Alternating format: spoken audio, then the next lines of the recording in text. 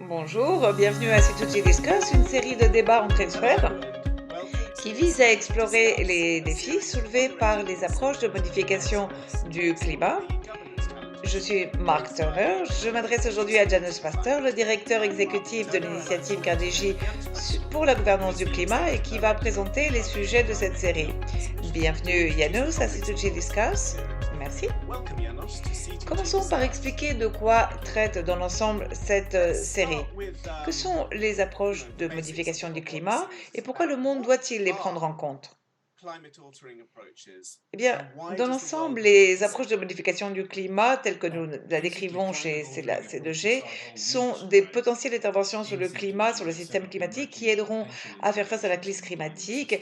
Elles ne vont pas remplacer les mesures d'atténuation comme la réduction des émissions, mais étant donné l'intensité des impacts climatiques et l'urgence qu'il y a à agir, elles vont peut-être donner de nouvelles façons de réduire les risques climatiques.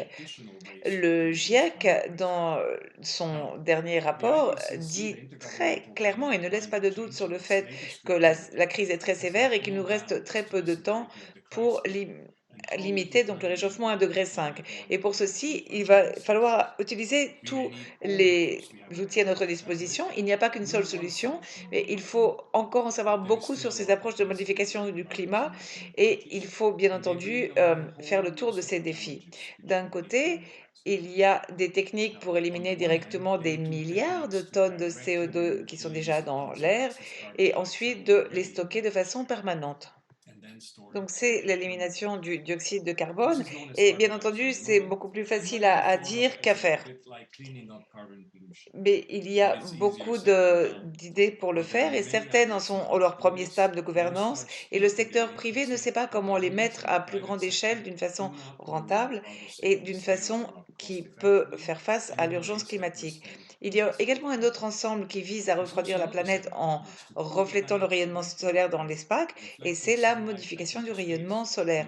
Ces approches demandent une certaine primance et s'accompagnent de défis, mais elle pourrait, si la gouvernance est bien mise en place, réduire les impacts climatiques ou éviter des points de bascule dangereux et donc permettre d'avoir une décarbonation. Le GIEC dit depuis des années que l'élimination du CO2 va être nécessaire, même euh, pour s'il y a des réductions des émissions et pour aller vers la décarbonation. Et on ne sait pas l'ampleur des défis à atteindre. Le rapport du GIEC du mois d'août dernier, du groupe 1, donc, parle de réduction d'émissions et certains des indicateurs ne vont peut-être pas être suffisants pour maintenir cette température en dessous des 1,5 degré et donc le monde doit prendre en compte la modification du rayonnement solaire également. Bien entendu, dans tous les cas, ces approches nouvelles vont avoir besoin d'un processus d'apprentissage, de débat et également de prise de décision qui vont impliquer différentes personnes. Et c'est ce que nous appelons, nous, chez C2G, la gouvernance dans son ensemble. Face à l'ampleur de ces défis que vous avez soulignés, dans quelle mesure ces approches sont-elles actuellement prises en compte et quel est le niveau, on va dire, des discussions en la matière? Et nous allons peut-être séparer l'élimination du CO2, puis parler ensuite de la modification du rayonnement solaire. Oui, c'est une bonne idée de les séparer car elles sont très différentes.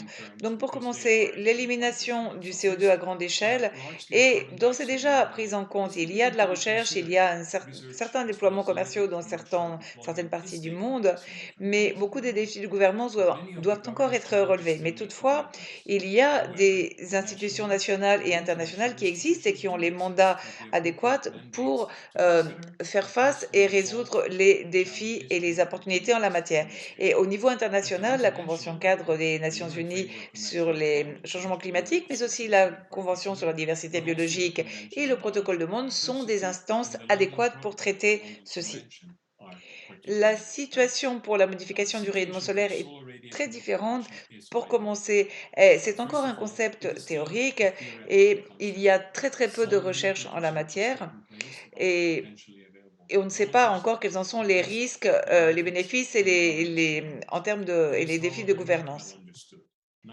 Elle n'est pas encore très bien comprise et on ne connaît pas, par exemple, on ne sait pas quel serait le refroidissement brutal de la planète et on ne connaît pas également tous les nombreux risques dont certains sont encore inconnus et sans parler des défis d'éthique, de justice et de gouvernance générale que cela soulève. En outre, il faudrait comparer le risque à avoir certaines mesures de façon isolée au risque qu'il y a à ne rien faire. Il faut qu'il y ait un niveau beaucoup plus grand de discussion avec les instances adéquates. Certaines approches de modification modification du rayonnement solaire, telles que l'injection d'aérosols dans la stratosphère, auraient des conséquences internationales et donc il faut qu'il y ait une prise en compte internationale, comme par exemple au sein des Nations Unies. Ces idées de modification du rayonnement solaire euh, inquiètent car certains craignent que les prendre en compte et évidemment encore plus les déployer pourrait saper les efforts d'accélération des mesures de décarbonation. D'autres craignent que l'humanité n'ait pas les capacités et le droit de manipuler l'atmosphère mondiale dont nous dépendons tous. Raison de ces préoccupations et de l'opposition de certains groupes de pression, nous trouvons que les politiques ont été réticents à parler de ceci en public ou à appuyer la recherche.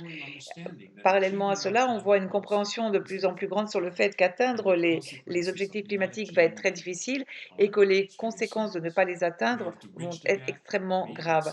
Donc, afin de combler ces lacunes chez C2G, nous croyons qu'il faut rassembler différents interlocuteurs et avoir des débats sur le rôle potentiel de la modification du rayonnement solaire. Donc, étant donné qu'il y a ces préoccupations et face à l'urgence climatique, comment C2G aide à encourager ce type de discussion pour rassembler les gens?